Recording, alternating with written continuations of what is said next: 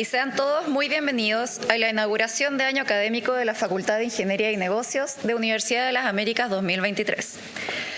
Junto con agradecer la presencia de cada uno y cada una de ustedes, saludamos a nuestra rectora Pilar Romaguera, vicerrector académico Jaime Fater, directores y directoras y autoridades administrativas de nuestra universidad, a nuestros estudiantes, egresados y egresadas, y a todos y todas quienes están conectados para ser parte de esta inauguración. Y por supuesto, a nuestro invitado de honor, el señor José Miguel Benavente, vicepresidente ejecutivo de Corfo, quien dará hoy su charla magistral sobre política de innovación. Para comenzar, dejamos con ustedes a Gonzalo Isla, decano de la Facultad de Ingeniería y Negocios de nuestra universidad. Gracias.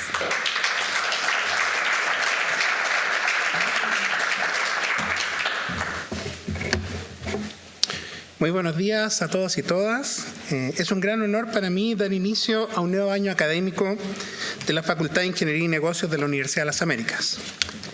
El año pasado fue un año de grandes logros para nuestra universidad y también para nuestra facultad. Conseguimos una acreditación institucional de 5 años, lo cual nos pone muy contentos. 3 de nuestras carreras fueron a procesos de certificación: Ingeniería Comercial, Técnico en Administración de Empresas y Contador Auditor. Las 3 carreras obtuvieron una certificación de 6 años y en el caso de auditoría, además, una acreditación internacional. Hemos crecido en nuestros programas de posgrado. El año pasado comenzamos el primer MBA, o reactivamos nuestro MBA de universidad, y además nuestro magíster en Data Science. Incorporamos nuevos diplomados. Hemos crecido en investigación, incorporando nuevos investigadores y duplicando en realidad nuestras publicaciones indexadas el año pasado. Nuestras carreras online siguen desarrollándose y este año tuvimos un excelente resultado en la admisión de pregrado diurno. Esta es una facultad que crece y que crece gracias al esfuerzo de sus académicos, académicas, al compromiso de sus estudiantes y a la colaboración de sus egresados. Esperamos que el 2023 sea un año también de grandes éxitos. Y para dar inicio a este año, tenemos a un invitado excepcional, José Miguel Benavente, ingeniero civil industrial de la Universidad Católica de Valparaíso, doctor en Economía de la Universidad de Oxford. Ha sido académico de las Facultades de Economía y Negocios de la Universidad de Chile y de la Escuela de Negocios de la Universidad Adolfo Ibáñez. Ha participado en una serie de iniciativas relacionadas al mundo de la ciencia, como el núcleo de la iniciativa científica Milenio Intelis, donde fue el investigador responsable, y entre el 2014 y 2018 fue jefe de la División de Competitividad, Tecnología e Innovación del Banco Interamericano del Desarrollo. Es, sin duda, uno de los mayores expertos de nuestro país en materias de políticas de innovación y, como se mencionó al principio, actualmente ejerce como vicepresidente ejecutivo de la Corporación de Fomento a la Producción, Corfo. Espero no haberme equivocado porque siempre me equivoco en esto. Así que bienvenido, José Miguel. Muchas gracias por aceptar nuestra invitación. Gracias a todos quienes están participando. Gracias también a quienes se están conectando en la transmisión vía Zoom. Les recordamos a quienes están vía Zoom que pueden dejar sus preguntas en la modalidad de preguntas y respuestas de la plataforma, porque al final de la presentación tendremos un espacio para conversar con José Miguel. José Miguel, bienvenido. Muchas gracias.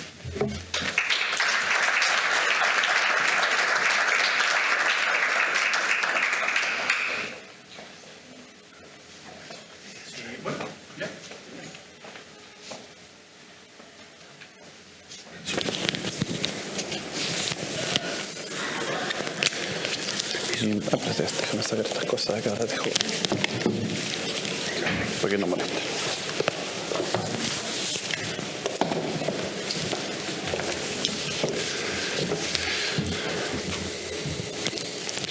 Bueno. Ok. Gracias. Súper. No, aquí dámela. Sí, súper. Gracias. Bueno, muchísimas gracias. Rectora, vicerrector, decano, colegas, exalumnos que veo por ahí, y a todos los presentes, muchas gracias por la invitación. La idea es principalmente, no voy a hablar de la Corfo, en realidad al final voy a hablar un poco de lo de la Corfo, pero sí la invitación era hablar un poco de temas de innovación y políticas de innovación, políticas públicas, principalmente por qué hay que hacer políticas públicas para empujar la innovación, por qué a través de los impuestos que ustedes durante este mes, supongo muchos de ustedes estarán pagando, se financian este tipo de actividades. Segundo, vamos a hablar también cuáles de esas políticas públicas, cuáles existen y cuáles se están implementando en Chile y cuáles no se están implementando, y las vamos a tratar de implementar durante esta administración, que precisamente es el tercer tema que tiene que ver, bueno, qué estamos haciendo en Chile en general y en particular de la Corfo. Algunas cosas van a ser conocidas por algunos, sin duda, algunos incluso saben más que yo en algunos de estos temas, y otras contar un poco con más detalle un marco que nos pueda ayudar a entender un poco el fenómeno de la innovación en general y mostrar algunas cifras, ¿no es cierto?, de qué es lo que está ocurriendo en estos temas en Chile. Primero que nada, ¿por qué uno piensa en la innovación, ¿no? Y después vamos a hablar qué es exactamente la innovación, ¿no? Principalmente, para poner un poco contexto más histórico, reciente, si ustedes se fijan como resultado de la pandemia, nos encontramos que, por ejemplo, la ciencia, particularmente plasmado en todo el desarrollo que tuvo que ver con la vacuna, fue un momento central para poder estar hoy día literalmente a muchos de nosotros vivos como consecuencia de ello. Segundo, la tecnología también nos ayudó mucho. En Chile hubo un caso bastante conocido y si no lo podemos discutir más en detalle, pero dadas las circunstancias de escasez de ventiladores mecánicos, en Chile se empezaron a producir ventiladores mecánicos. Fue un acuerdo bien interesante, como una carrera que hubo entre distintas instituciones, y finalmente se llegaron a certificar en Chile la producción de ventiladores mecánicos que se utilizaron en varias unidades de salud en Chile. Y eso es un ámbito más que tiene que ver con la tecnología. Y también la innovación. Muchos de ustedes de alguna manera se dieron cuenta, como consecuencia de la pandemia y del encierro, el cambio que hubo en algunos servicios que tenían que ver con logística, algunos elementos que incorporaban mucho herramientas digitales, que hicieron una revolución literalmente en algunos sectores productivos que fueron consecuencia, ¿no es cierto?, de que estuviéramos encerrados y no tuviéramos la posibilidad, por ejemplo, de acudir a ciertos espacios y abastecernos de ciertos productos o recibir servicios.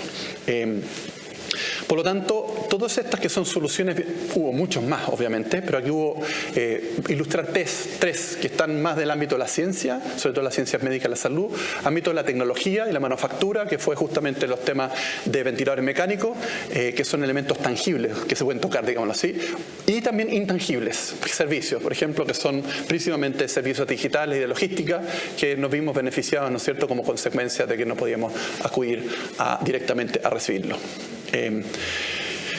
Lo que también dejó esta pandemia, no solamente en Chile, sino también particularmente en Latinoamérica, es que las respuestas que se vieron desde distintos ámbitos productivos fueron muy heterogéneas, no fueron únicas. Las respuestas que habían de ciertos territorios fueron tremendamente activas y en otros territorios fue bastante deficiente.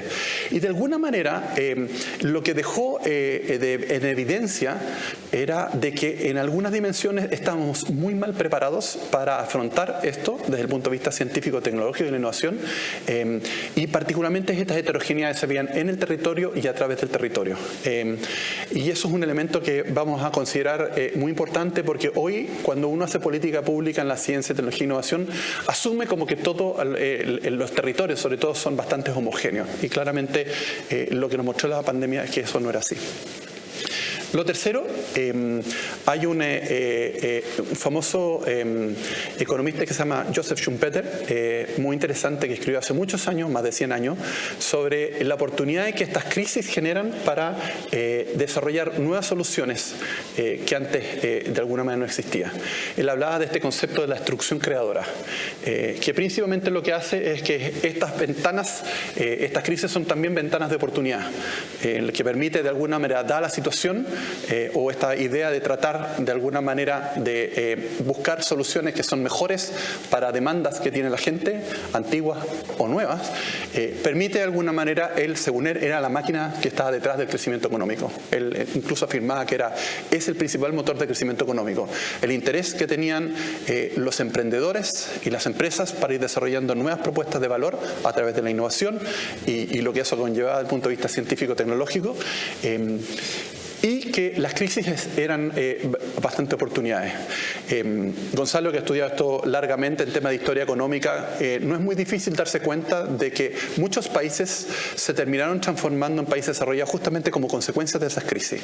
Hay historias en Finlandia, por ejemplo, en misma Corea y otros países, Israel, para qué decir, que países que se desarrollaron justamente porque estaban en situaciones de crisis, que desearon desarrollar nuevas herramientas que fueron las que al final les permitieron de alguna manera generar nuevo conocimiento, generar nuevas propuestas de valor para atender justamente esas crisis y que eso terminó generando valor económico. También está bastante documentado, por ejemplo, el caso de la carrera espacial, ¿no es cierto? Y la idea de Estados Unidos llegar a la Luna, tanto durante los 50 en la Unión Soviética, en los 60 en Estados Unidos, que esta carrera espacial generó esta motivación que es más bien estratégica, ¿no es cierto? Y de geopolítica y de seguridad nacional, finalmente terminó generando muchos sectores productivos intensivos en innovación, que hoy muchos de ellos están en los aparatos telefónicos que usamos, que son consecuencia del desarrollo, ¿no es cierto?, de estas situaciones. Estas crisis, que obviamente en ese caso eran crisis más geopolíticas, ¿no es cierto?, también generaron oportunidades para desarrollar nuevos conocimientos. Y un tema central es que para desarrollar soluciones basadas en conocimiento no es solamente necesario tener buena ciencia, buen conocimiento, que esté documentado, capital humano entrenado a través, ¿no es cierto?, de universidades como esta, sino también el rol que tiene el sector privado para empujar estas ideas y transformarlas en propuestas de valor. Pensando de que los emprendedores en esta misma idea de destrucción creadora son aquellos que están buscando oportunidades, tratando de desarrollar soluciones para atender estos problemas que en el fondo los clientes o el mercado o la demanda, o hay varias formas de estructurarlo, de alguna manera necesitan o desean.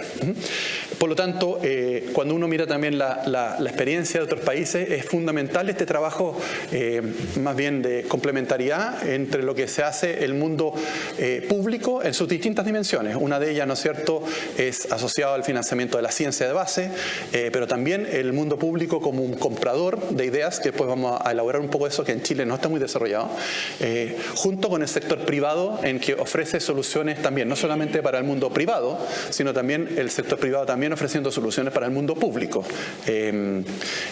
Quizás el caso más conocido, ¿no es cierto?, este último tiempo de Elon Musk, ¿no es cierto?, su proyecto de SpaceX, es una solución privada para un problema público, ¿no? Y así hay muchas otras. Vacuna fue también una solución en algunos casos privado para un problema público, donde los grandes compradores eran muchas veces los estados.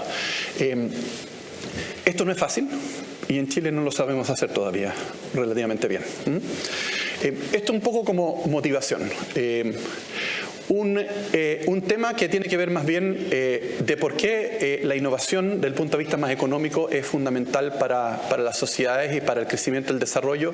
En realidad hay una larga literatura, que no voy a dar la lata acá de traerla a colación, pero tantos modelos teóricos, quizás uno de los últimos galardonados del Nobel, que es Paul Romer, fue uno de los que trabajó muchísimo, ¿no es cierto?, en el vínculo entre el desarrollo científico-tecnológico y ¿no es cierto?, el crecimiento y el desarrollo, pero hay muchos más que muestran, y también la evidencia en términos de datos a nivel de entre países, al interior de los países, etcétera, que la generación de nuevos productos, que vamos a hablar, esto está muy relacionado con innovación, la mejora de procesos productivos, que esto es tremendamente clave para sectores recursos naturales como nosotros, la mejora de la productividad, la venta, la sofisticación productiva, que es un resultado del anterior, diversificación exportadora, todo esto de alguna manera está detrás del crecimiento económico y elementos de competitividad.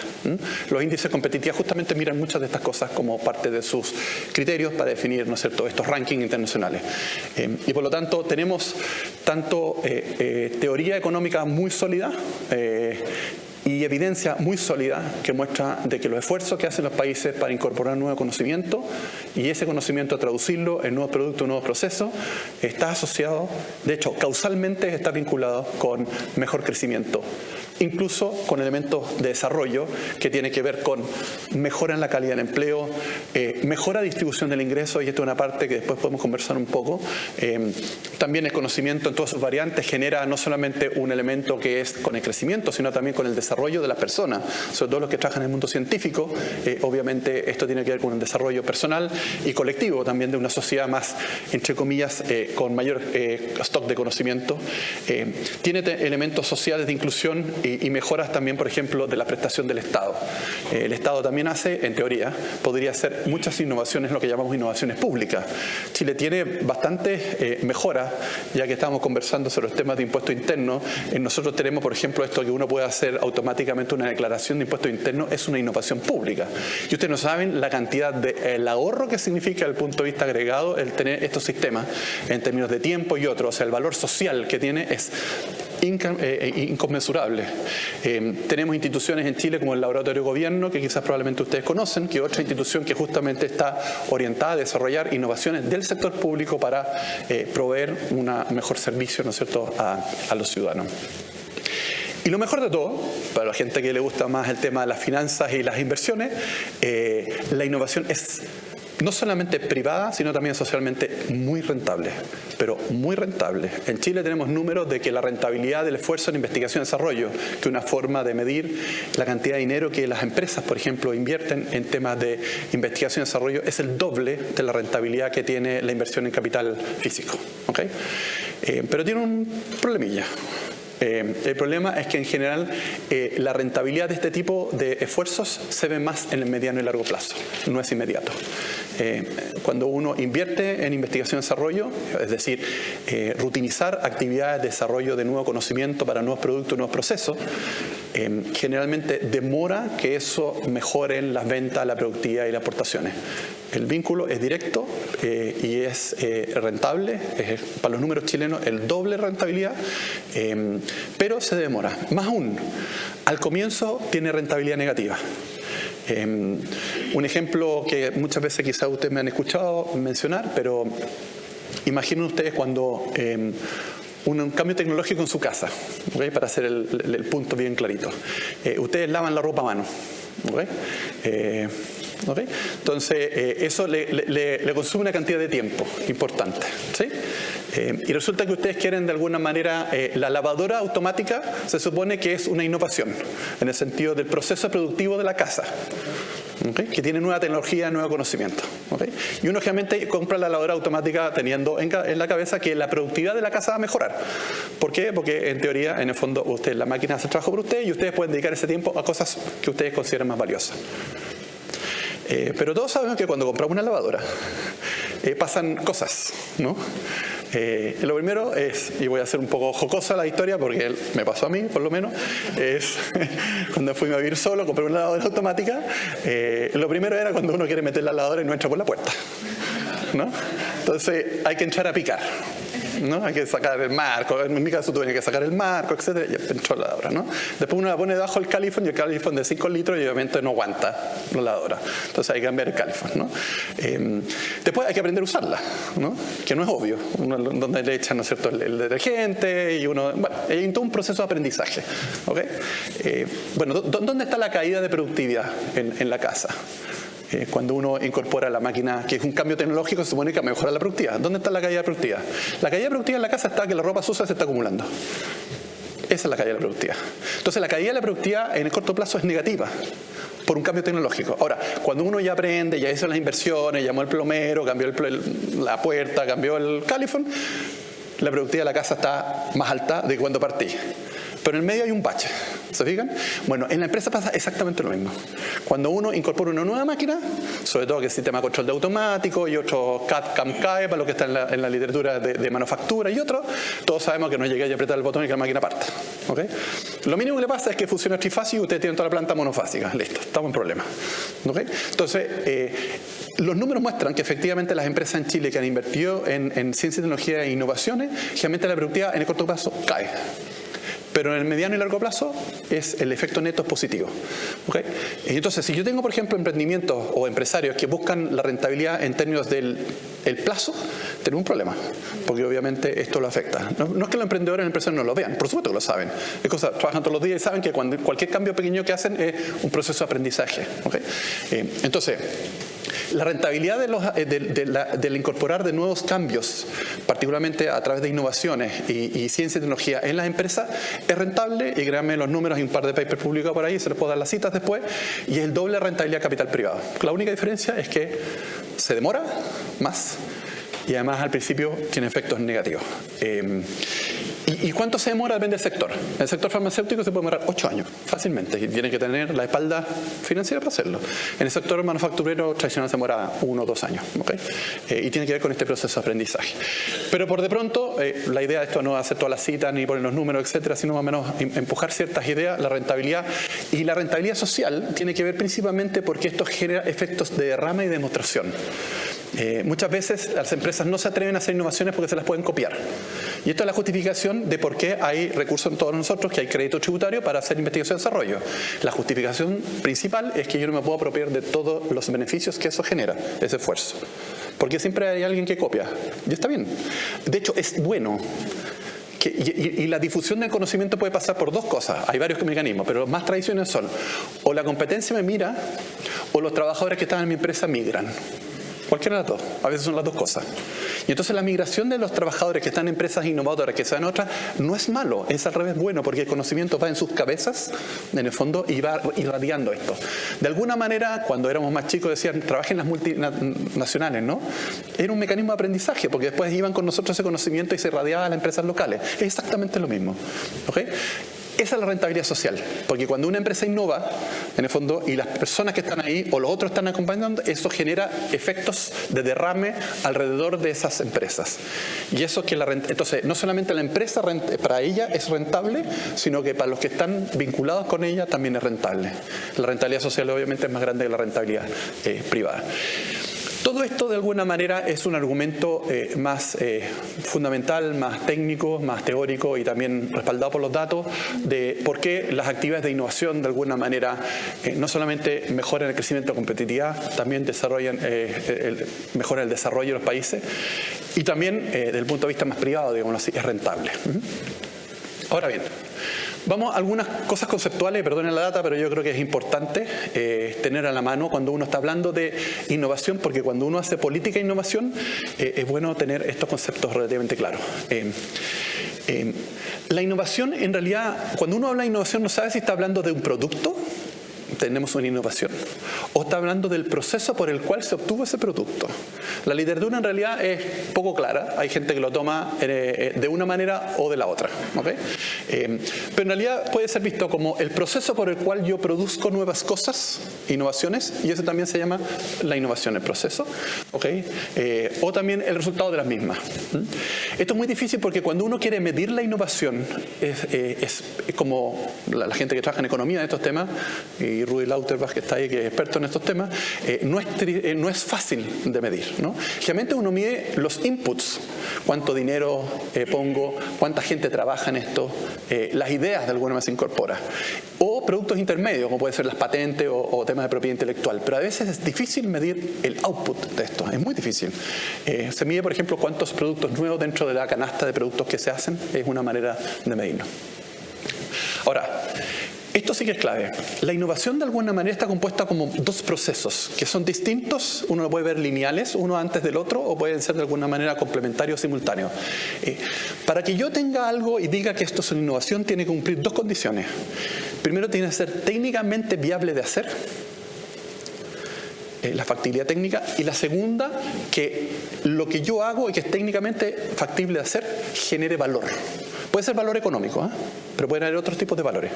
No voy a meter en teoría el valor acá porque es un poco largo de explicar, pero en el fondo valor en general. ¿Okay?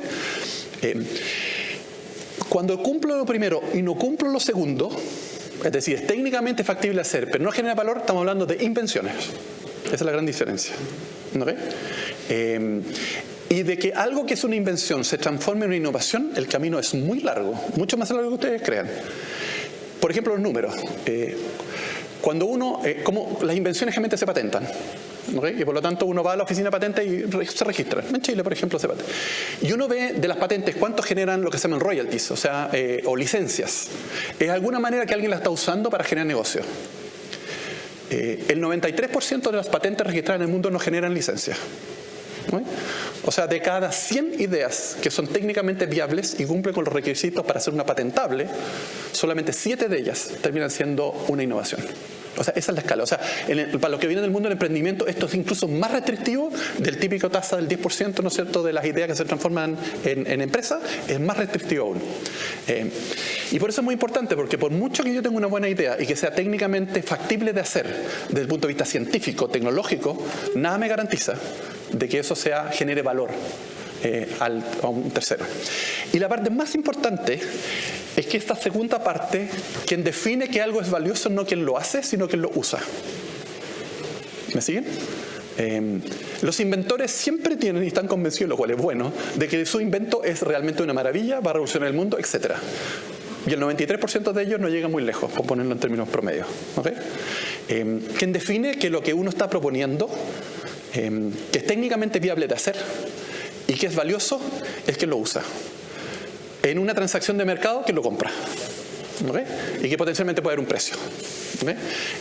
Y muchas veces nos olvidan, y fíjense para los que de la literatura del emprendimiento que muchos de ustedes conocen, justamente lo que hacen los emprendedores, los startups, es tratar de descubrir que algo que es técnicamente factible y que tiene una idea sea valioso para quien lo usa. Y generalmente a veces, la mayoría de las veces no resulta. Esto es importante porque a veces en el mundo científico, tecnológico y la política pública se concentra mucho en buscar que sea algo técnicamente factible de hacer. ¿Okay? Y lo cual está bien. Y el mundo científico tiene mucho que decir ahí. Pero el pedazo que tiene que ver con que algo que es técnicamente factible de hacer, a que sea vendible o que de alguna manera alguien le pueda asignar un valor y que lo pueda comprar, puede ser tan más complicado que la primera etapa. Y ahí necesitas mucho tema de propiedad intelectual, necesitas muchos abogados, necesitas mucho ingeniero, necesitas gente que sepa vender, que lo sepa estructurar, empaquetar. Ustedes conocen la literatura, ¿no es cierto?, del este mínimo viable, ¿no es cierto?, que pueda ser vendible, etcétera, ¿no?, para hacer este proceso más rápido.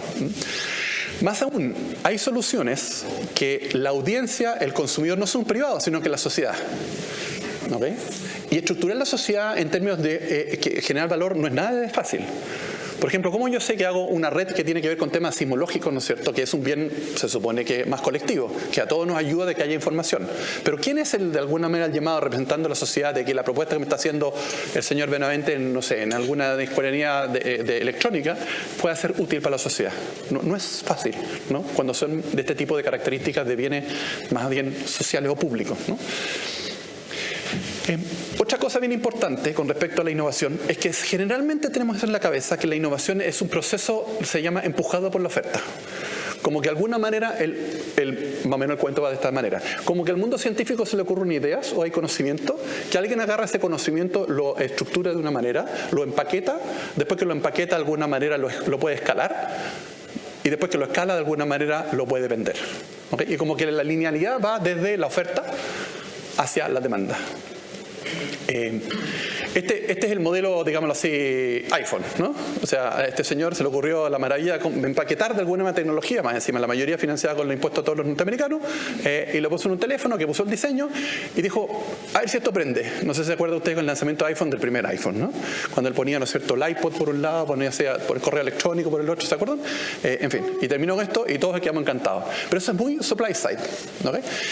Pero la innovación también puede ser tirada por la demanda. Tirada por la demanda significa, y esto es bien importante, de que alguien puede estructurar un problema para el cual no tiene solución todavía y que le pide a un tercero que por favor, no sé por favor, pero hay varios mecanismos de hacerlo esto, lo haga. ¿Okay? Las vacunas de alguna manera fueron eso. Si bien había un cierto conocimiento técnico en la vacuna, me dijo el COVID-2, no el COVID de ahora, ¿no? Había una demanda clarísima, bien estructurada, de que lo que se necesitaba, y se pusieron laboratorios junto con el mundo científico a trabajar para ofrecer soluciones. Y hubo muchas soluciones para atender esa demanda. ¿Okay? Y esa demanda es, digamos así, más social. ¿Okay? También hay demandas públicas, que es una cosa que en Chile no ocurre mucho. Cuando ministerios sectoriales tienen un problema que quieren solucionar. Por ejemplo, el mundo de la defensa, esto siempre, pasa todos los días. Necesito buscar algún mecanismo, ¿no es cierto?, para protegerme de algún potencial, ¿no es cierto?, enemigo que me pueda atacar, ¿no? Puede ser en forma física o puede ser cyber attack, o etc. Entonces tengo que estructurar el problema. Estructurar el problema no es nada fácil, pero estructuro el problema y hago llamados para que quien del mundo privado, por ejemplo, o del mundo universitario me puede solucionar este problema que yo tengo. ¿Okay? Entonces, las innovaciones pueden surgir como un trayecto natural, ¿no es cierto?, de lo que vendría a ser como un emprendimiento base científica y tecnológica. Alguien tiene una idea que se desarrolla en un laboratorio y potencialmente termina, ¿no es cierto?, en algo que puede ser vendible. Pero también puede ser al revés. Es decir, que yo tengo un problema, puede ser productivo, ¿no es cierto? Tengo un problema de un manejo, ¿no es cierto?, con algunos patógenos en alguna industria de recurso natural en Chile, ¿no es cierto?, y necesito resolver ese problema. Y le pido a alguien que me lo haga. Obviamente ese alguien tiene que estar entrenado, tiene que tener conocimiento, etc. Necesita una base científica y tecnológica mínima para que funcione. ¿Okay? Entonces, esto también es muy importante de conocer. Ahora, el proceso de innovación no es solamente ideas. Realmente uno cuando dice la innovación, tengo una buena idea, la brillante, el efecto, ¿no es cierto?, eureka, así digo, ¡ting! No, olvídenlo. No, eso no funciona así, ¿no? De nuevo, la idea primero tiene que pasar por que técnicamente factible hacer y después que sea genere valor. O sea, la idea en sí mismo, podríamos decir, no es tan, es un insumo, es bien importante. Necesito personas para hacer esto, gente entrenada, no solamente científica. Necesito gente del mundo emprendedor, necesito gente de distintos ámbitos, ¿no? Necesito recursos financieros, obviamente, ¿no? Y necesito infraestructura. Y esto es bien importante. La innovación no solamente, justamente por esta idea de creación de valor, responde a incentivos económicos, sino también puede responder a incentivos sociales y también culturales. Y eso es bien importante de mencionar. Hay un elemento que está implícito acá, que también es bien importante, entre otras cosas, la justificación de los recursos públicos. De por qué, a través del impuesto de todos nosotros, por ejemplo, existe la Corfo, ¿no? O hoy día la NIT, ¿no? Que son instituciones que invertimos, decimos nosotros. La gente dice gasto, pero bueno, inversión en tema de conocimiento, con recursos de todos ustedes, en el fondo, para tratar de empujar esto. Porque lo que hay detrás de todo esto es un bien económico bien particular, que se llama conocimiento. Y el conocimiento es un bien económico, aquí los filósofos me van a agarrar a palos, pero no importa, lo digamos desde el punto de vista económico. El conocimiento es un bien, lo diríamos los economistas, cuasi público. ¿Okay? Es un bien en el cual de alguna manera no aplica el principio de exclusión. El que yo esté adquiriendo cierto conocimiento no implica que otro no lo pueda adquirir al mismo tiempo. ¿Okay? Y tampoco hay rivalidad del consumo, que es más o menos parecido. ¿Okay? Entonces, cuando el ejemplo clásico en economía, ¿no es cierto?, es la plaza pública. O sea, como yo en el fondo todos pueden usar la plaza pública en el sentido de que yo esté ahí no implica que otro no la use. Y no hay exclusión porque no hay como una barrera que no me permita entrar a la plaza pública. Por eso hablamos de plaza pública, lo público es lo central ahí. Entonces nadie privadamente va a estar dispuesto a financiar la plaza pública. A mis costas, a menos que el Estado me lo pida, me lo pague, ¿no? Bueno, el conocimiento pasa algo parecido. Como es un bien, conocimiento es un bien cuasi público, en el fondo, en general, hay problemas de apropiabilidad de los beneficios que el conocimiento puede generar. Ojo que no es un problema de apropiabilidad del conocimiento, es un problema de apropiabilidad de los beneficios económicos, por ejemplo, que el conocimiento puede generar, ¿okay? Entre otras cosas. Es una de las características que tiene, por ejemplo, el conocimiento, que justifica que haya muchos instrumentos públicos para apoyar el desarrollo de nuevo conocimiento. Por de pronto, toda la ciencia de base, que se hace muchas veces en las universidades, se financia con recursos públicos. ¿Por qué? Porque por construcción, la manera en que nos evalúan muchos que estamos en la universidad es publicar un paper. La publicación de papers es exactamente el momento en que uno hace público el conocimiento, que se supone que pasó por toda la rigurosidad, ¿no es cierto?, de lo que implica un trabajo académico. ¿Okay? Y por lo tanto, ningún privado va a estar dispuesto a financiarme el paper, porque él no se va a beneficiar, a menos que fuera por altruismo, pero en general no. Si tengo una empresa privada que me está financiando el desarrollo de una nueva vacuna, obviamente va a hacer todo lo imaginable para que no se publique ese paper. Y para eso existen las patentes, para justamente proteger ese conocimiento, por lo menos por un tiempo, para los incentivos. Eso es un tema bien importante que hay detrás y que justifica el tema del apoyo público. Y otro, para no terminar de aburrirlo con esto, hay una distinción que viene del mundo de la finanza, que es la distinción entre incertidumbre y riesgo. ¿Okay? Técnicamente riesgo significa que yo no soy capaz ex ante de definir los escenarios futuros ni las probabilidades de que esos escenarios futuros ocurran. El riesgo, por de pronto, es yo tengo la posibilidad de ver cuáles son los escenarios futuros y asignar ciertas probabilidades.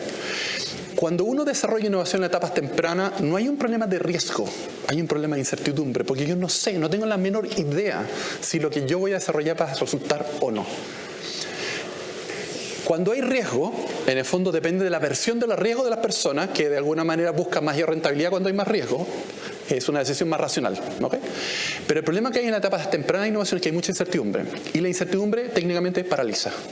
Es decir, a los privados, buscando su propio bienestar o rentas asociadas al desarrollo de algo, en este caso innovaciones, cuando hay mucha incertidumbre, no la llevan adelante. O esperan que otro lo haga y después, por el tema de las copias que estábamos hablando, yo puedo aprender del otro y después free riding, se llama técnicamente, y me aprovecho un poco de lo que hizo el otro, del pionero, ¿no? El pionero que lo hizo primero. Esto también es bien importante en la política de apoyo a la innovación, porque en la innovación hay mucha incertidumbre, no riesgo. Hay riesgo también, obvio, más adelante, pero al principio hay mucha incertidumbre. Y esto justifica, de alguna manera, diría, ¿no es cierto?, Thaler, unos empujoncitos, ¿no es cierto?, que serían como un apoyo público que empuja a algunos privados, a alguna universidad, a tirarse a la piscina, y la primera etapa de alguna manera financiada con recursos públicos, y después si ven que esto funciona, siguen solos. ¿Okay? Después de toda esta lata más conceptual, y voy terminando, la pregunta es, ¿cómo estamos en los temas de innovación en sus distintas maneras de medirla en Chile? Y la respuesta es, como el ajo. ¿Okay? Pésimo. ¿Okay? Primero, es muy difícil medirlo, porque generalmente el esfuerzo de innovación que hacen los países se miden en función de los inputs, de los insumos. ¿Cuánto dinero estoy invirtiendo en esto? Este es el típico. Gasto en investigación y desarrollo como porcentaje del producto. Es cuánta plata estamos invirtiendo como público y privado en este tipo de actividades. No sabiendo si de ahí están saliendo cosas buenas, razonables, valiosas. Nada, es la cantidad de dinero. Cuando uno mira esto, fíjense los países, Israel y Corea del Sur, miren en porcentaje del producto. Casi 5 puntos del producto se dedican a investigación y desarrollo. Israel más o menos un punto es defensa pura y dura. ¿Okay? Ustedes se lo pueden imaginar, acuérdense de la situación de crisis, etc. Pero Corea se gasta más de 4 puntos del producto. Estos son datos de hace como, además es difícil calcular estas cosas, siempre están como 3 años atrasados estas cifras. ¿Okay? Miren Chile. Chile gastaba antes 0,7, o sea, vamos para atrás. ¿Okay? Y otra cosa muy importante es la participación pública-privada en el financiamiento de este tipo de actividades. Fíjense, Corea, la cantidad de porcentaje que financian las empresas de investigación y desarrollo. ¿Okay? Fíjense la de Chile. ¿Okay? El esfuerzo, ¿quién está tirando? O sea, estamos claros que hacemos poco. De hecho, corregido por ingreso per cápita, porque aquí hay ingreso per cápita distinto. O sea, estamos claros que Israel y Corea del Sur no tienen el ingreso per cápita más alto del mundo. ¿Okay? Estos son países, los países desarrollados están como un poquito más atrás. ¿Okay?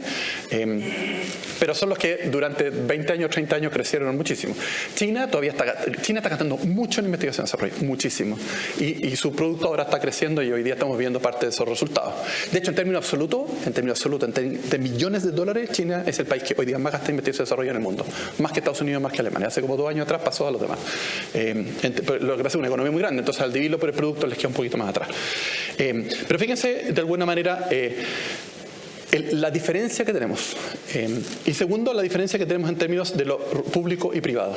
O sea, si nosotros queremos, por ingreso per cápita que tenemos hoy día en Chile, nosotros deberíamos estar gastando por lo menos un punto del producto. ¿Okay? De hecho, en el programa de gobierno actual, ahora, para los que les gusta la historia económica, ustedes van a mirar qué es lo que se decía el año 68 el ministro de Hacienda en Chile. ¿Okay?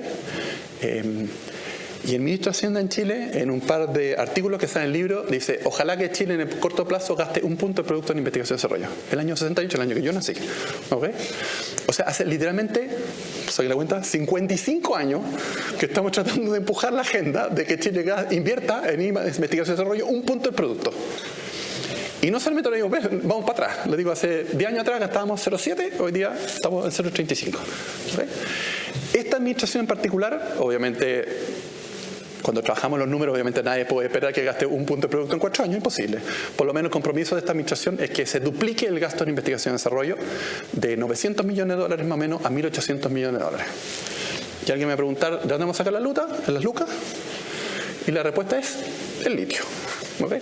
Después podemos conversar de eso. Por fortuna, el dueño del litio es el Escorfo, si no se sabía. Por desafortuna, nosotros no podemos usar esos recursos como queremos, porque en el fondo la dirección de presupuesto nos tiene bien amarrados. Pero después discutimos al final eso. Pero de todas maneras, la intención, por lo menos de esta administración, es llegar a 0,7, 0,8, ¿no es cierto? Principalmente un esfuerzo público apalancando recursos privados para llegar acá. Pero deberíamos estar por encima del 1%. El que se pegó un salto muy importante fue Brasil.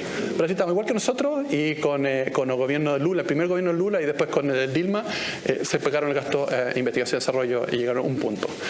Y yo lo conozco la historia porque estaba sentado en el BID en ese tiempo y nosotros apoyamos con créditos de 2.000 y 3.000 millones de dólares para estos temas. Después podemos ver estos casos bien interesantes.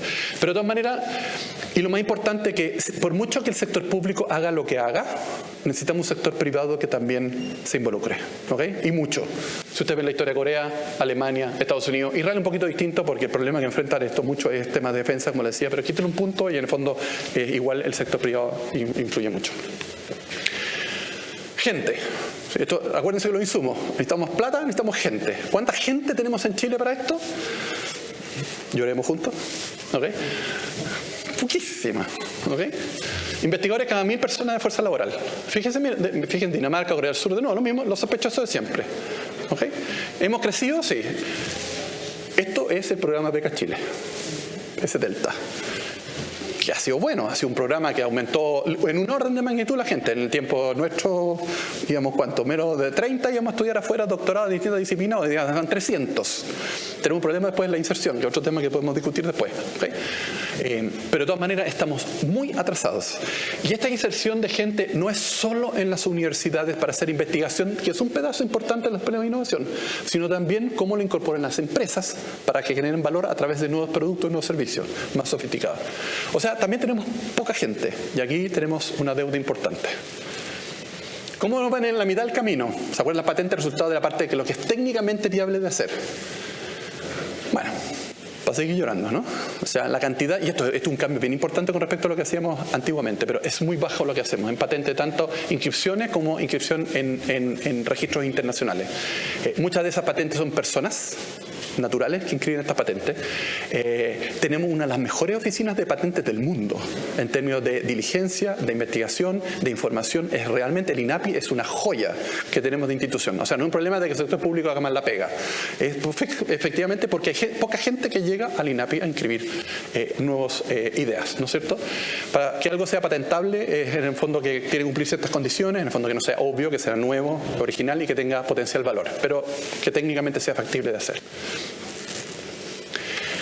Ahora, cuando le preguntamos a las empresas cuánto invierten de sus ventas en innovación, aquí está parte de la historia de por qué está yendo medio mal. O sea, tenemos empresas, España, lo pusimos en España aquí justamente para que vean un caso bien interesante que más o menos cerca del 20% de sus ventas los dedican a temas de innovación, no solamente investigación y desarrollo, sino también innovación. ¿Okay? Y tanto son nuevas para la empresa como en el nuevo mercado. Miren Chile. Y bueno, y Colombia y otros países latinoamericanos no cambia mucho, ¿no? Fíjense los otros cuantos. O sea, si no tenemos empresas que de alguna manera destinen una cantidad importante de sus ventas a esto, estamos perdidos. O sea, y también un tema para el coscorrón para el sector público, ¿cuántas empresas tienen apoyo público para hacer innovación por los motivos que hablamos? Hay lo que se llama técnicamente fallas de mercado que justifica de que el Estado ponga recursos para apoyar a las empresas a hacer actividades de innovación. Menos de 5% en el caso chileno, empresas que reciben algún tipo de apoyo en Chile para hacer innovación. Fíjense los países los otros. Un cuarto de las empresas en países como Noruega reciben apoyo para hacer temas de innovación, ¿okay? En distintas formas. Fíjense los países de la OCDE, están por arriba del 10% y nosotros tenemos menos del 5%. Argentina no lo hace tan mal en esto. Ojo en Argentina. Argentina tiene 3 Nobel en ciencia. Hace las plantas nucleares de tamaño medio más grandes y mejores del mundo. Tiene un sistema satelital, el segundo más elaborado del mundo. De Argentina uno le puede decir muchas cosas, pero en temas de innovación y en temas de ciencia nos dan tiro, cancha y lado. pero por lejos. Y a pesar de todos los temas institucionales que tienen, pero tienen un grupo científicos tecnológicos realmente de película. Hacen aviones hace rato, nosotros que el Pillán, etc. No, tienen cosas muy sofisticadas. Hacen piezas y partes de la mejor industria de manufactura automotriz del mundo. Parte de la Ferrari, cosas así. Parte de las piezas de los motores se hacen en Argentina. O sea, más allá de lo que nosotros... y eso significa conocimiento. Hay gente, más que precios relativos, incentivos y costos, hay conocimiento. Mucho conocimiento en países como Argentina y Brasil no es la excepción en temas para desarrollo de innovación. Déjeme ir terminando con un poco cuál es el diagnóstico general que nosotros tenemos con respecto al tema de innovación en Chile, que creo que es importante para focalizar la política pública, entonces terminar con qué hacer, ¿no?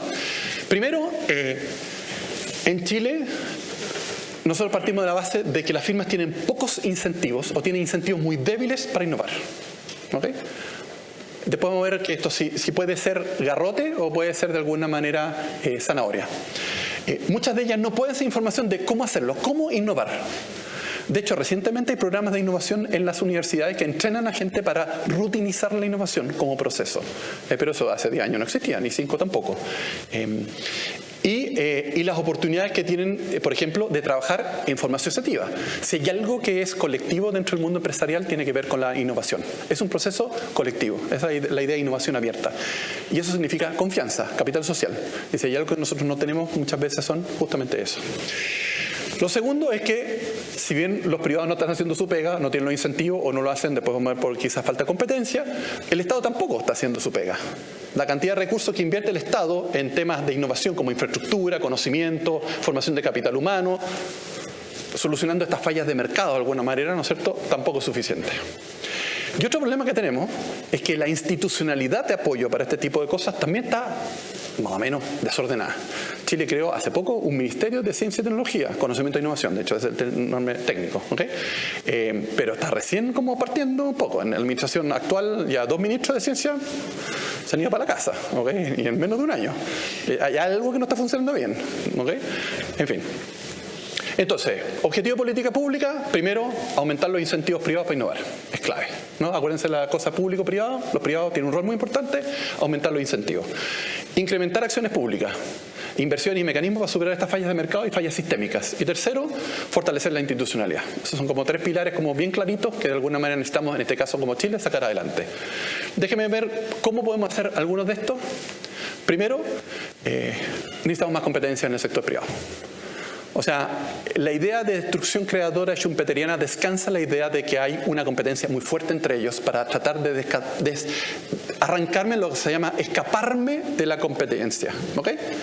Y esta idea de escaparme de la competencia es, según Baumol y según Schumpeter, el mecanismo que hay detrás del crecimiento económico, ¿ok? Y eso es muy importante. Si no hay competencia, por lo menos los números muestran que la gente innova menos, ¿okay? Ya sea por crisis o porque en el fondo tengo la amenaza creíble de que alguien se va a quedar con parte de la torta que yo tengo. Por lo tanto, es muy importante que haya competencia para que motive, empuje a las empresas a innovar. Una segunda cosa que en Chile no tenemos es que el Estado puede actuar no solamente por el lado de la oferta, o sea, entregando financiamiento para que las universidades, las empresas y subsidios hagan, sino que el Estado puede ser inteligente en sus compras. Esto se llama compras públicas innovadoras. Ejemplo, supongamos que tiene un pueblo y tiene una carretera por el lado y la carretera mete mucho ruido. Y el pueblo sufre con el ruido de la carretera. ¿Qué es lo que hace el Ministerio de Obras Públicas clásicamente para solucionar el problema? Hace una licitación para que me construya el muro más barato. Eso es lo que hacen. ¿Ok? Pero nunca a nadie se le ocurrió hacer una licitación de tráigame soluciones para este problema. Y las soluciones pueden ser el muro, pueden ser, no sé, corridas de árboles, pueden ser ventanas aislantes, pueden ser sistemas para los autos para que metan menos ruido a través de tu escape. O sea, las posibilidades son infinitas.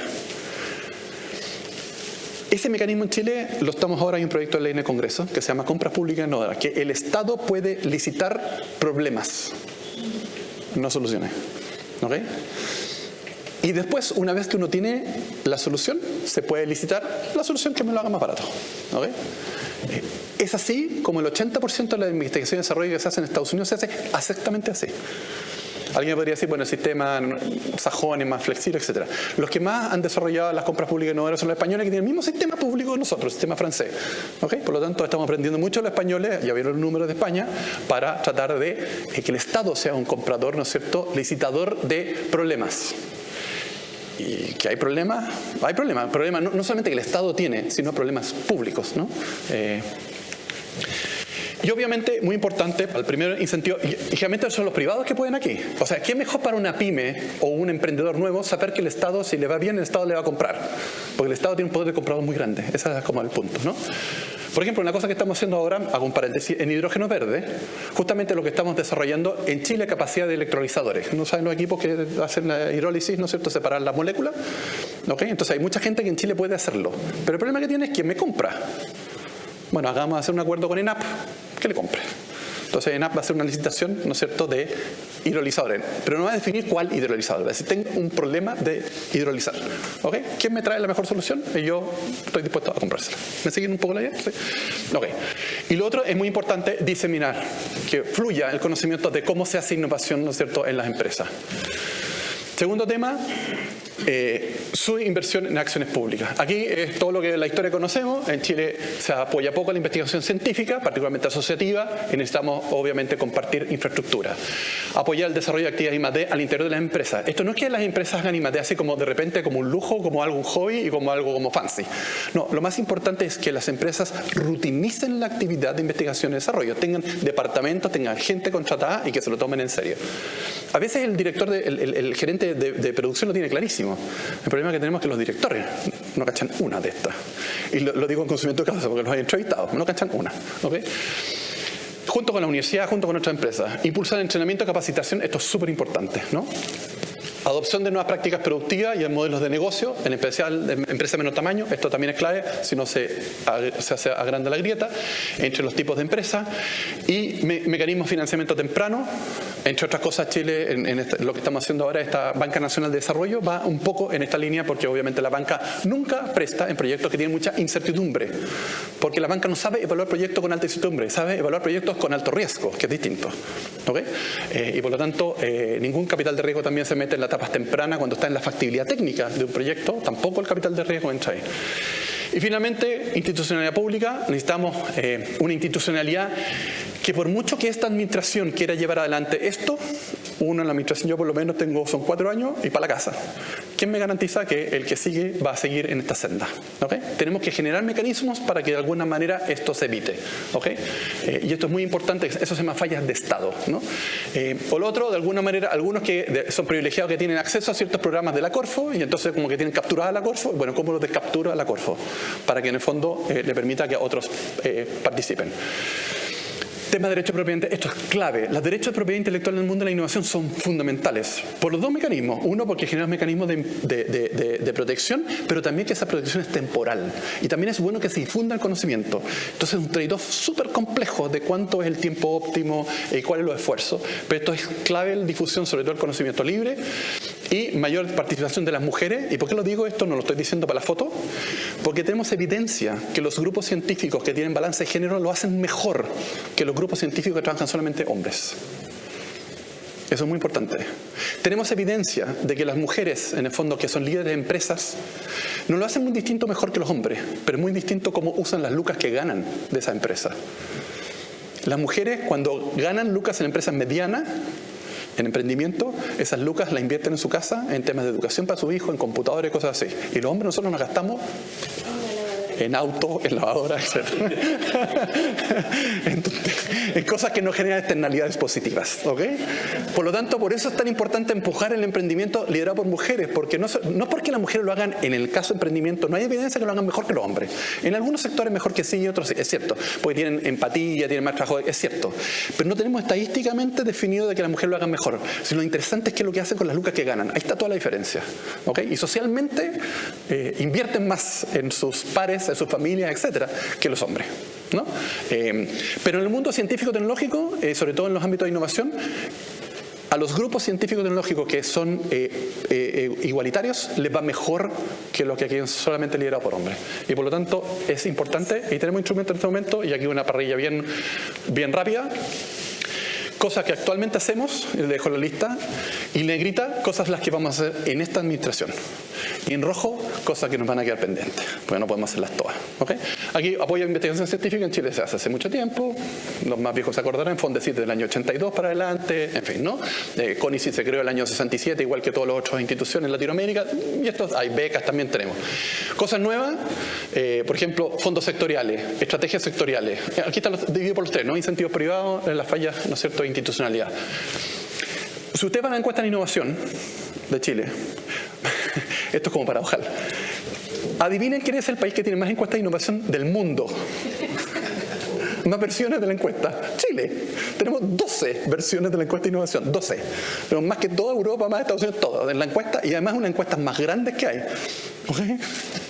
Eso no significa que innovemos mucho, estaba claro que no, pero que sabemos de eso. Mi tesis doctoral, la de Caballero de ahí y de varios otros, en el fondo, se han nutrido de la información que está esa encuesta de innovación. O sea, sabemos de esto. ¿Okay?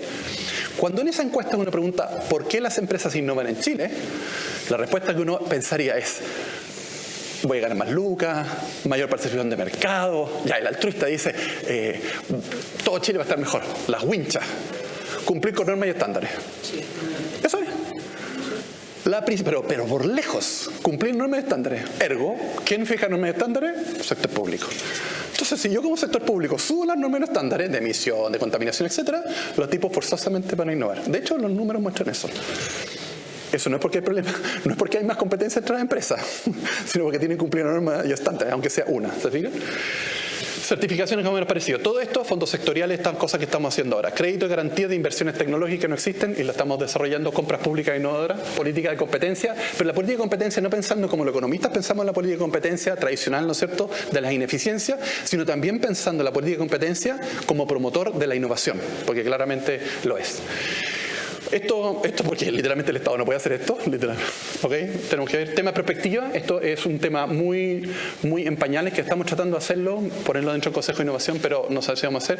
Y las demostraciones. En Chile en realidad son re malos para hacer demostraciones, así que ya sabemos que esto nos va a costar un poco.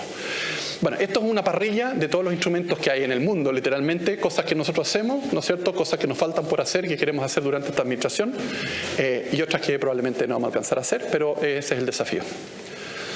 Muchísimas gracias.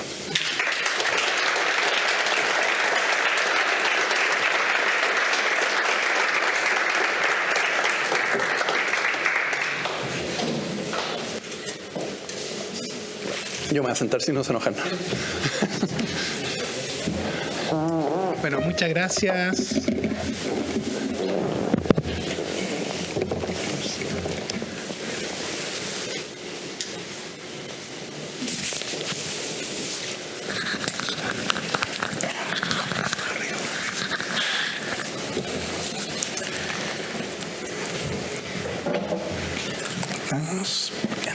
Bueno, muchas gracias, José Miguel. ¿Se escucha? Gracias por la presentación. Tenemos un micrófono para preguntas del público. Me va a permitir hacer la primera pregunta, sin embargo. Y es sobre la última lámina. Pareciera ser, por un efecto, quizá un efecto gráfico, pero pareciera ser que el foco de la política que se promueve ahora está más bien por incorporar más instrumentos por el lado de la demanda que de la oferta. Sí. Quisiera que nos pudiera explicar un poquito más de eso, porque claramente las negritas estaban en el lado de la demanda, podríamos decir. Sí, efectivamente, la mayoría de las políticas públicas que ha tenido Latinoamérica, y Chile no ha sido la excepción, es más pensado por el lado de la oferta. Y esto tiene su historia. Para bien o para mal, y yo vengo de ese mundo, sé que en el fondo no es una crítica, es una crítica de... En general, la política científica, tecnología e innovación fue liderada mucho por el mundo científico. ¿Okay? Lo cual está bien. Y esto, la manifestación de ello era que principalmente los instrumentos eran al lado de la oferta. Primero fortaleciendo los grupos científicos a nivel individual, el programa Fondesit, por ejemplo, a nivel colectivo, ¿no es cierto?, que fue una cosa que 10 años atrás, donde están los proyectos más colectivos, ¿no es cierto?, los que se llaman hasta hoy día los FONDAP, ¿no es cierto?, Instituto Milenio, etc. Y se siguió la misma lógica con las empresas, ¿no? Es decir, a través de crédito tributario, que es una cosa que tiene casi 10 años, y todo por el lado de la oferta. Pero uno de los problemas es que por mucho que tú pienses, está implícito en el sistema lineal que va desde la oferta. O sea, si tú generas conocimiento, potencialmente ese conocimiento se puede desarrollar en temas más tecnológicos y potencialmente se puede transformar en una propuesta de valor, una empresa. ¿Okay? y ese modelo lineal que es clásico, ¿no es cierto? Ya Rosenberg el año 78 creo que ya dijo, no, puede ir al revés. Y lo que muestra un poco la evidencia de países, sobre todo desarrollados, que hicieron esa transición hace muchos años atrás, Estados Unidos es el ejemplo más patente de esto, y Europa también, Israel, ¿para qué decir? Es necesitamos instrumentos por el lado de la demanda. Y eso significa varios de allá. Por ejemplo, las compras públicas es un claro instrumento que nosotros no tenemos, que son por el lado de la demanda. El problema que tiene el lado de la demanda, por ejemplo, es que tú necesitas, por ejemplo, si la demanda viene del sector público, tú necesitas un sector público inteligente, que sepa hacer preguntas. Y hoy día la predisposición que tenemos que el sector público, en el fondo, y este es uno de los grandes problemas, es uno piensa que el sector público está lleno de grasa y hay que sacarla, está bien, pero cuidado con quitar el músculo del sector público. Y el problema, por ejemplo, en el caso de la Corfo, es que muchos músculos se perdió. Porque para hacer preguntas que tú quieres hacer a través, por ejemplo, de una compra pública innovadora, o tú, un sector público como en el caso de Estados Unidos, un Ministerio de Defensa, o un Ministerio de Energía, o un Ministerio de Salud, que quiere hacer preguntas, tú tienes que tener capacidad de hacer preguntas. Y hacer preguntas es muy difícil. Porque si tú estructuras preguntas bien hechas, ¿no? Y después tú tienes una oferta que puede ser pública, puede ser universitaria, puede ser científica, puede ser privada o combinación de estas para atenderla. Y eso requiere ciertas competencias. Por ejemplo, una de las cosas que estamos implementando, les comenté ahora, es poner uno de los problemas de inserción que tenemos con los doctorados, es que ellos todos quieren, todos, incluido, queríamos entrar a la academia. Ya está bien, pero la academia tiene sus restricciones. No puede adaptarlo todo porque hay ciertas condiciones, etcétera, ¿no? Bueno, ¿por qué no incorporar gente al sector público? Dotar, por ejemplo, un Ministerio de Minería con un grupo de 10 PhD, expertos en temas de minería, litio, por ejemplo, que sepan hacer preguntas sobre la problemática del litio. No es que ellos salgan con las soluciones, sino que decir, bueno, ¿cuáles son los problemas que tiene la extracción directa, por ejemplo, en los temas de los salarios, ¿no? Y hacer preguntas muy técnicas, preguntas. Y después hace un llamado, compras públicas innovadoras, a través de una empresa pública que se va a crear, ya me estoy haciendo spoiler, presidente, pero no importa, y se crea una empresa pública, ¿no es cierto? Y privados o las universidades pueden perfectamente ir a atender esas preguntas. Pero también vivimos en un mundo en que, en el caso chileno, de alguna manera esta poca capacidad de hacer preguntas del sector público, por ejemplo, o el sector privado también tiene poca capacidad de hacer preguntas y pedirle a un tercero que se las trate de responder. Tenemos poco, porque hay las veces, por ejemplo, cuando uno estudia los vínculos entre las empresas y el mundo universitario, son muy difíciles, porque cada uno parte de, primero tiene un régimen de incentivo completamente dispar.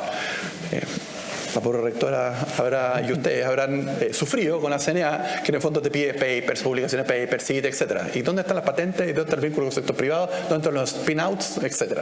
No están todavía incorporados como dentro de los criterios de evaluación, porque el mundo universitario vive un poco en el mundo de, como más del desarrollo de la academia, ¿te fijas? Faltan instituciones intermediadoras y falta de alguna manera la capacidad en el sector privado para estructurar problemas. Entonces, parte del instrumento que nos terminó también está justamente para ayudar a las empresas a estructurar problemas, que no es esperable que ellos la contesten, sino que de alguna manera que el mundo privado también la puede contestar. Fíjate, los Corporate Venture Capital tienen un poco de esto, pero están enfocados en la parte más financiera. O sea, como yo financio startups, pero uno de los problemas que tienen los Corporate Venture Capital es que las empresas grandes que están instalando esto, no es que no tengan las lucas, a veces no tienen claridad cuál es el problema que las empresas le pueden solucionar. Y la segunda pregunta va por un lado más bien de mis obsesiones o intereses personales. La Corfo se crea el 39, ¿cierto? Y se crea con una mirada muy ambiciosa, sí. De hecho, de hacerse preguntas. Los planes de desarrollo sectoriales que se hicieron entre el 39 y el 43 sí. eran hacerse preguntas que las terminó respondiendo la propia Corfo finalmente, sí. pero... Sí. Y eso fue cambiando y la Corfo de los últimos 15 años ha tomado quizá un rol más de financiar sí. y con un foco no en las grandes preguntas, diría sí. yo, ¿no? ¿Cómo se imaginan ustedes la Corfo o cómo quieren ustedes proyectar la Corfo hacia sí. futuro? Súper buena tu pregunta. Te saltaste un pedazo de la Corfo bien importante, que fue la industrialización de Chile. No, ya, pero la industrialización que fue posterior a la planificación. Es posterior a la planificación. Sí. Es responder la pregunta. Sí. Mira, una manifestación, después ¿para dónde queremos ir? Una manifestación es el tipo de competencia capital humano que tenía la Corfo. Para los más viejos se acordarán, el matemático del Instituto Nacional entero entraba a Bochef y terminaba en ingeniería Bochef y entero sigue a la Corfo, entero. Y de ahí se iban los ingenieros de la Chile, en ese tiempo la Católica creo que no existía la carrera todavía, y de ahí se iban a Endesa. Todas esas empresas fueron creadas por la Corfo. Más de la mitad de las empresas que hoy día se transan en bolsa, hoy día en Chile, fueron creadas por la Corfo en ese tiempo. Entonces, era una institución dominada por los ingenieros, que tiene exactamente lo que tú decías. Lamentablemente, un tiempo fue dominada por los abogados y por los economistas. Y ahora tratando de hacer un balance. La Corfo en los últimos 20 años se dedicó mucho al apoyo al emprendimiento, de la innovación, y está bien, a través de subsidios, principalmente por el lado de la oferta. Y eso está bien, pero yo creo que faltan cosas. Lo que nosotros estamos tratando de empujar a la Corfo en dos temas son recuperar algunas cosas antiguas, pero en un contexto del siglo XXI. La primera, Banca Nacional de Desarrollo. Estamos nosotros desarrollando todo lo que es la Banca Nacional de Desarrollo, que es precisamente una institución de financiamiento que la estamos como incubando dentro de la Corfo, que como les decía son proyectos, en la jerga, no sé si se conoce la jerga de los TRL, son los proyectos que están TRL 6, TRL 7, o sea, proyectos que hoy día están, que son técnicamente viables a nivel de piloto y que hay que poner la planta productiva a nivel real. Por ejemplo, en este momento hay 30 o 40 proyectos en Chile. Uno de ellos, por ejemplo, es fundición de cobre carbono neutral, que paremos de mandarle el concentrado de cobre a los chinos. Por ejemplo, lo que hizo la Fundación Chile, ¿se acuerdan en conocer la historia, ¿no es cierto?, del salmón? De esas hay 3 más en este momento. Una de esas es Corvina y la otra es Dorado, ¿okay? Y el otro se me acaba de olvidar.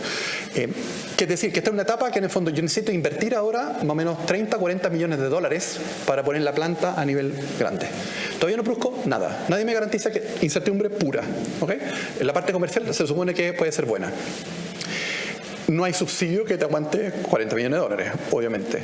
No hay banco que te preste eso, ni hay capital de riesgo que preste tan temprano porque todavía no hay nada produciéndose. Entonces, ese nicho, ese gap, es lo que la Banca Nacional de Desarrollo en todos los países de desarrollo cubre. En Chile no tenemos Banca Nacional de Desarrollo, porque el Banco Estado es un banco, no es banco del Estado, a pesar que es del Estado, pero está regido por las normativas, ¿no es cierto?, de internacional, etcétera, y por lo tanto no se puede meter tan temprano. Entonces, a tu pregunta, ese es un espacio, proyectos tenemos varios de esos, muchos de ellos privados, pero en el fondo necesitan financiamiento. ¿Por qué esto no pasa en otros sectores, por ejemplo los TIC? Porque esa transición en las empresas TIC, fíjense, todos los unicornios nuestros son todos TIC, la mayoría. Eso no necesita mucha inversión en capital físico, necesitan más bien algoritmos y neuronas de los desarrolladores y un buen modelo de negocio. Estos otros necesitan laboratorios, necesitan infraestructura, necesitan máquinas, necesitan cosas tangibles que son muy caras.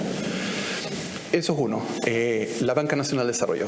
Y lo otro que estamos empujando es esta idea de nueva política industrial. ¿Okay? Para los más viejos se acordarán cuál es la vieja política industrial. La vieja política industrial fue algo que hizo la Corfo, efectivamente, y muchos países latinoamericanos, que a algunos les fue más o menos, que era principalmente el desarrollo de nuevos sectores, en que eran elegidos a dedo por algunos iluminados, y que utilizan la política comercial para proteger esto. Este es el argumento de la industria naciente. Y la idea es que si los costos marginales de producción estaban por acá arriba y el precio internacional de esto, la idea es que transitaran por el aprendizaje. ¿Se acuerdan el efecto de la lavadora? Lo mismo. El aprendizaje en algún momento potencialmente te podía transformar en competitivo y después la barrera comercial fuera, ¿no? Lo estoy haciendo súper simple, pero más o menos la idea. Esa es la vieja política industrial. La nueva política industrial que nosotros estamos empujando más bien es no escoger ni sectores ni tecnología, sino escoger en lo que en la literatura moderna se llama misiones. ¿Okay? De hecho, Chile escogió una misión, de hecho por ley, que es descarbonizar Chile el 2050. Esa es una misión. Tiene toda la misión. Tiene una fecha, 2050, tiene una métrica, descarbonizarlo. De eso depende. La mitad es pega al sector forestal, de captura de CO2, y más o menos un poquito más de un tercio es el sector energético, precisamente hidrógeno verde es una respuesta a eso, y temas de transición energética, etcétera, y otros temas. Entonces, por eso estamos desarrollando todo el tema que no es, este es del gobierno anterior. Y este gobierno de alguna manera, la estrategia de hidrógeno verde es la misma. No es que cambiemos no, porque la estrategia no puede cambiarla cada 4 años. Puedes cambiar el plan, puedes los ajustes, la política, pero la estrategia es una. Entonces nosotros hicimos propia la estrategia del gobierno anterior, hidrógeno verde, y le estamos incorporando cosas adicionales para hacerla más utilidad. Entonces, nosotros entendemos el hidrógeno verde como funcional a la misión de descarbonización. Y el rol que tiene Corfo ahí son de varias dimensiones. La primera, nosotros, desde el punto de vista institucional, podemos crear estas instituciones que se llaman los comités Corfo, que en este momento tenemos 11 ministerios que están vinculados con el desarrollo de hidrógeno verde. Segundo, nuestra pega es buscar los encadenamientos productivos. Por ejemplo, en Chile tenemos que duplicar la cantidad de energía que se produce de aquí al 2050. Duplicar lo que tenemos ahora. O sea, tenemos que ponerle 20 gigas más verde. ¿Okay? Eso es aerogeneradores y solar, que se tienen que instalar acá. Solamente mostrar un caso. No sé si han visto un aspa de un aerogenerador. El problema es que en un puerto cuando entra. Cada torre tiene 3 aspas. Un solo proyecto de una francesa que se va a instalar en Magallanes son 5.000 torres. O sea, 15.000 aspas. O sea, el puerto actual de Punta Arenas literalmente estaría colapsado por los próximos 50 años. Y la ciudad entera, porque imagínense una aspa pasando a cada rato, parando todo. Pregunta, ¿y por qué no hacemos las aspas en Chile? Más aún, ¿por qué no hacemos las torres en Chile?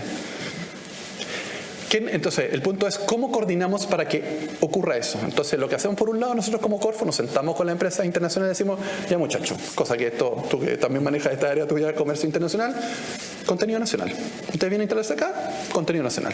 Y los tipos dicen, ni un problema, contenido nacional. ¿Dónde están los productores de aerogeneradores en Chile? Nuestra pega como Corfo, entonces, darnos vuelta, hablar con el sector privado, que ya lo estamos haciendo, y decirle, ya, ¿quién va a producir aspas en Chile? O aerogeneradores. Y las ofertas van de todas, incluso de madera, que no es menor porque cubrimos el otro problema de captura del CO2, porque al hacer en madera, en vez de producir celulosa que se libera, queda agarrada en las maderas. Esa es la nueva política industrial. ¿Te fijas? Entonces, nuestro rol es de coordinar. En algún caso, dimos, por ejemplo, subsidio, que esto fue parte de la administración anterior, y esta administración dimos 6 proyectos pilotos. Uno de ellos HIF, porque es el más conocido, que subsidiamos, pusimos 50 millones de dólares en la mesa y se repartieron en realidad entre todos, que son como 6 proyectos. Imagínate, son, no sé, 6 o 8 millones para algunos proyectos, con la condición de que tienen que estar operativos en diciembre del 2026. Perdón, 25. Si no están operativos, en ese momento se le entrega subsidio. HIF ya lo tiene listo, funcionando. Y eso de alguna manera es lo que nosotros entendemos, y este es el segundo punto de cómo nos imaginamos la Corfo, que estamos haciendo de facto. Primero, el tema de nueva Banca Nacional de Desarrollo. Segundo, tema de nueva política industrial, donde una manifestación de esta es el caso de hidrógeno verde. El segundo, que no voy a hacer spoiler de nuevo, es litio, pero después podemos hablar de eso. No sé si hay preguntas. Don José Miguel, muchas gracias. Bueno, precisamente yo lo quería llevar a ese tema. Corfo, litio, Argentina. Sí. Y se lo quiero graficar en una sola palabra. Hay estudios ya que indican que Argentina, ¿cierto?, que en palabras sencillas tiene una mínima cantidad de litio en comparación a lo que tenemos nosotros acá en Chile, ya está organizando, generando, tirando proyectos para crear una planta productora de baterías de litio. Sí. Y entonces precisamente mi pregunta va a ustedes, ¿cierto?, como Corfo, como litio. Estamos a puertas, ¿cierto?, de que nos den a conocer la Empresa Nacional del Litio, en palabras sencillas, Codelco del litio. Y mi pregunta apunta a eso. ¿Estamos pensando en hacer un Codelco del litio o estamos pensando en hacer algo más que Codelco para el litio? Mira, de nuevo, no voy a hacer spoiler, pero esto va a salir esta semana, así que, pero sí de poner algunos antecedentes. Es muy difícil hacer baterías en Chile porque no tiene ningún sentido desde el punto de vista económico si que tú esas baterías te las llevas de Chile. No hay forma.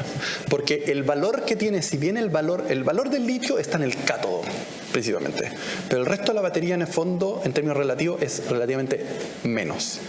Entonces, producir baterías para que esto alimente, ¿no es cierto?, la industria automotriz en China o en Estados Unidos, olvídalo, porque los costos de transporte te comen toda la renta que puedes tener por la ventaja de estar cerca. Distinta la historia si tú utilizas esas baterías para temas de acumulación de energía, cuando tú te vas transformando a energías renovables. El problema que tú tienes es la eficiencia de planta. En términos, es que el viento no sopla todos los días y el sol está durante el día. Por lo tanto, no tienes energía en la noche y tienes que acumular eso. La planta de concentración de, ¿no es cierto?, de Cerro Dominador es una planta de concentración. Otros proyectos que suben durante el día el agua, ¿no es cierto?, y después la hacen caer, es otra. El hidroeléctrico es una solución. ¿Te fijas? Potencialmente Chile tiene entonces una demanda de baterías en Chile, ¿no es cierto?, pero baterías que son distintas a las de auto, que son de acumulación. Esa tecnología todavía no está desarrollada. Entonces, ahí hay por ejemplo, una misión, ¿no es cierto?, particular para, por ejemplo, una empresa nacional del litio o lo que sea, en el fondo para desarrollar esa tecnología porque no está desarrollada. Pero habiendo dicho esto, que esto es un paréntesis más técnico, pero en los contratos, Corfo es dueño del Salar de Atacama, por decirlo en términos prácticos, ¿no? Nosotros tenemos 2 contratos con 2 empresas, una norteamericana y otra chilena, con capitalistas chinos. En ese contrato dice, en una cláusula, que el 25% de la producción de litio va a estar disponible para alguien que quiera desarrollar el encadenamiento productivo en Chile. No te asegura, el precio es precio de mercado, más o menos, pongámoslo así, no hay un subsidio de precio, pero sí para alguien que quiera instalarse en Chile para desarrollar encadenamiento asociado con ese litio, tiene la posibilidad de acceder a este 25% de la producción de ambas empresas. ¿Okay? En la primera rueda, Eduardo Vitrán, que lo hizo la primera vez, fue al mundo a difundir esto y no llegó nadie.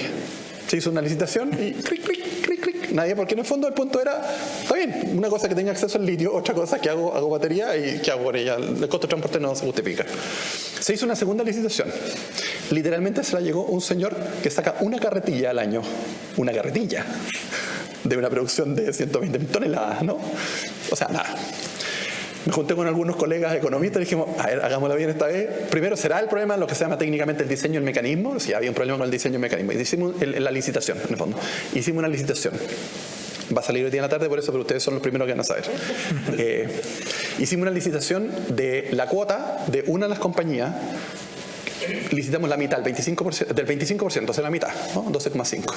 Y se la adjudicaron unos tipos. Unos chinos. Y ya está aprobado. Iban a hacer cátodos de batería, acá. ¿Okay? Porque ven la oportunidad que la misma que estamos viendo. Sí. Así que es cierto, estamos medio atrasados en el fondo porque tampoco los incentivos las canas no dan, pero ahora aparentemente la escala y las oportunidades dan porque como consecuencia del cambio en nuestra matriz energética, entonces de alguna manera estas empresas chinas vieron con una oportunidad y exactamente. Entonces por el lado de la demanda y eso ya se adjudica. Entonces va a haber un encadenamiento. Primero ya adjudicado a partir de 2023. Es una planta de $290 millones con 500 empleos y va a producir porque es un valor agregado, ¿no es cierto? Y nosotros no ponemos ni un peso como público, no, nada, cero, a diferencia del argentino. Nosotros no ponemos nada, cero. La única restricción es que en el contrato está de que esto es parte de las reglas del contrato que están acordadas con las 2 empresas que tienen la obligación de que el 25%, si hay demanda, la tienen que pasársela a precios de mercado spot acá, no internacional. Es una especie de precio un poquito más debajo, pero así como 2% por debajo del precio internacional, marginal, a esta empresa que va a ser el demandante de ello. Y la planta va a estar en Antofagasta. Buenísimo. Así que tienen la primicia.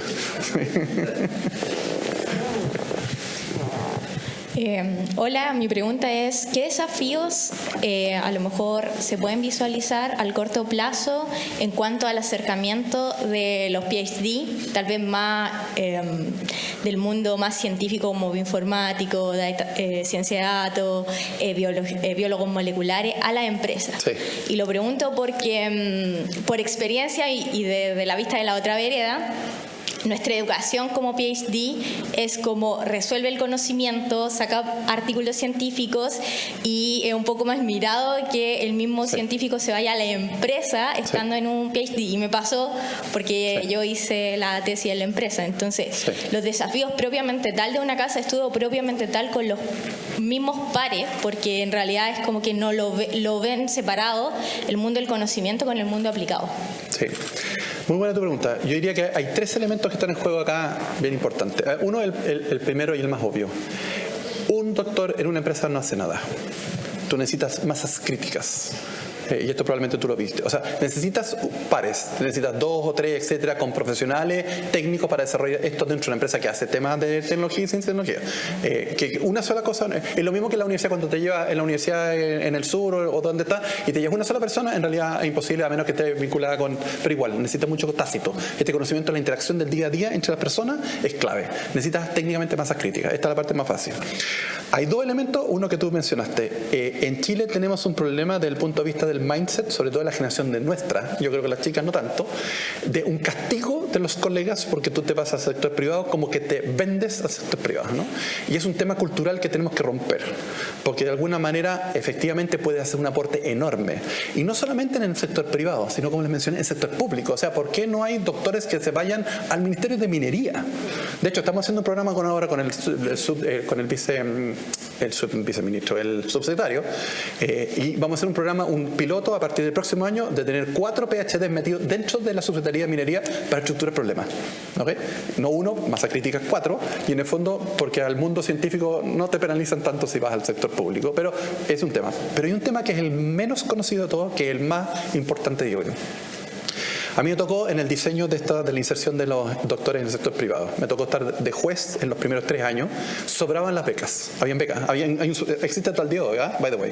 Hay un subsidio público para la inserción de doctores en las empresas que se le paga, creo que si mal no recuerdo, era 2/3 del salario del primer año, la mitad del salario del segundo año y 1/3 del salario del tercer año. La condición es que hay un contrato de trabajo en el fondo y sobran becas. Entonces yo hice una pequeña encuestita con los empresarios, que algunos que conocía, decía, primera pregunta, ¿conoces el programa? Y varios me contestaron sí. Pregunta, ¿por qué no contratas doctores en tu empresa para hacer esto? Le voy a contar la respuesta. Número 1, ¿estáis loco? ¿Cómo voy a contratar a una persona que es mucho más inteligente que yo? Se va a quedar con mi empresa. Lo primero puede ser cierto. Pero si hay alguien que es averso al riesgo, somos los científicos. Y si hay algo que caracteriza a los emprendedores, es que son amantes del riesgo. ¿Se acuerdan del riesgo? Por lo tanto, lo último que te va a pasar es que por lo menos en la primera etapa, un PhD se quede con la empresa, porque obviamente, pues quiero ilustrar un poco así como caracterizar. Lo mejor que nos puede pasar a nosotros como académicos es que sepamos que nos van a pagar el sueldo al final del mes, que es una cantidad de dinero que vamos a contar, porque somos tremendamente aversos al riesgo. Los emprendedores científicos son la excepción, no la regla. Pero los empresarios creen que los doctores son inteligentes, lo cual es cierto, pero que además se van a quedar con la empresa, lo cual no es cierto, eso no va a pasar. Segundo problema, es que me va a echar a perder el payroll de la empresa. Claro, porque el subsidio implícitamente tenía un sueldo que en el fondo decía, a este señor le va a pagar en plata de hoy, no sé, 3 millones, y al resto le pagan el mínimo y un poco más. Esto te genera conflictos internos. Eran ese tipo de respuestas. Entonces, a tu pregunta, el tercer punto es, no es obvio porque el sector privado tiene como desconocimiento A, de lo que un doctor puede aportar, B, de que obviamente la complementariedad que puede tener, 3, esto más técnico, necesita bienes complementarios dentro de la empresa para el trabajo del doctor, porque el doctor sentado ahí necesita laboratorio, necesita gente, necesita profesional, necesita recursos y necesita visión, porque sabe, de nuevo, es como el equivalente a la lavadora, que si yo te pongo ahí en el fondo, probablemente la productividad de la planta va a caer. No porque tú como doctor lo hagas mal, es porque la planta entera, que incorpora nuevos conocimientos, nuevas cosas, probablemente la productividad va a caer. Pero eso el empresario tiene que saber que eso va a pasar. Entonces, si no tienes una presión competitiva o alguien o la norma que tienes que cumplir, cualquiera de las dos, estás frito. Entonces, es un proceso mucho más... Y el tercero, el efecto de demostración.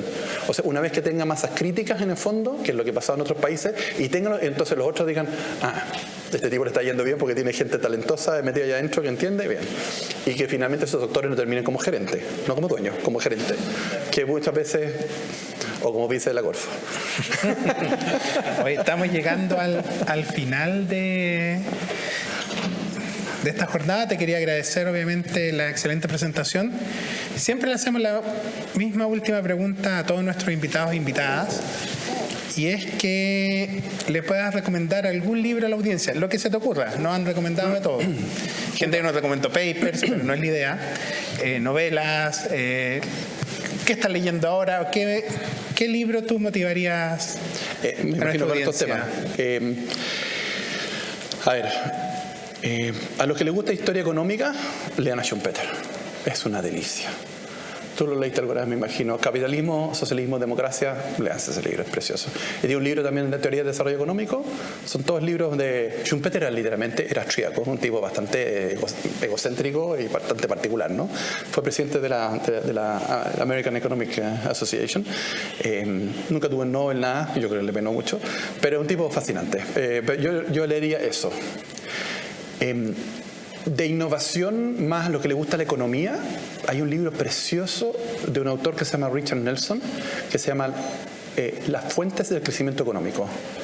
Que hay una versión más moderna de William Baumol, pero es el clásico, es como del año 62. The Source of Economic Growth, usted también lo que le gusta. Los que le gusta el management, cuando la revolución que hubo un cambio muy importante para entender la innovación es esta visión más sistémica, ¿okay? Y hay un área del management que habla de los sistemas nacionales de innovación. La versión moderna de eso son como los ecosistemas, ¿okay? Pero es mucho más sofisticado. Hay un libro muy bonito de Bent Åke Lundvall, que es un danés, que se llama Sistema Nacional de Innovación. Para los que les gusta más del área de management, teoría de sistemas y temas vinculados a temas de innovación, que es precioso. Que los economistas, uno lo lee y dice, no se entiende nada. Pero lo que ven del management y temas de teoría de sistemas y todos los que han estudiado ¿cómo se llama? No se llama Schumann, se me acaba de olvidar ya me acuerdo el nombre. De teoría de sistemas sociales en alemán, lo van a entender.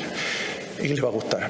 Y después, si quieren leer como casos entretenidos latinoamericanos, de casos de innovación, incluyo un caso chileno, está este hombre Andrés Oppenheimer, ¿sí? Que se llama, creo que el libro se llama Crear o Morir. ¿Okay?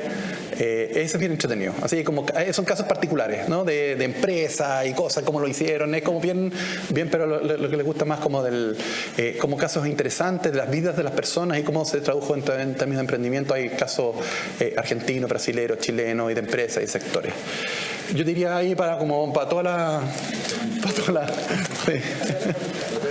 Para todos los gustos, sí, pero todos están enfocados más o menos en el tema del fenómeno de innovación y todo cómo puede ayudar a mejorar el bienestar de todos. Esa es un poco la idea. Eso creo. Bueno, te tenemos un regalo. Libro Historia del Oso. Sí. El corto se hizo acá en UTLA. Y esta es una versión especial porque está firmada por los profesores nuestros que son quienes realizaron el corto. Ahí está. ¡Qué maravilla! Gabriel y Antonia. Uy, pero qué maravilla regalo. Se pasaron. Así que súper. Muchas gracias. Muchas gracias.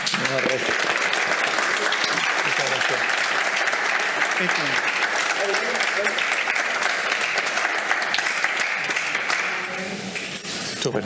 Muchas gracias por la invitación. Lo aprecio muchísimo.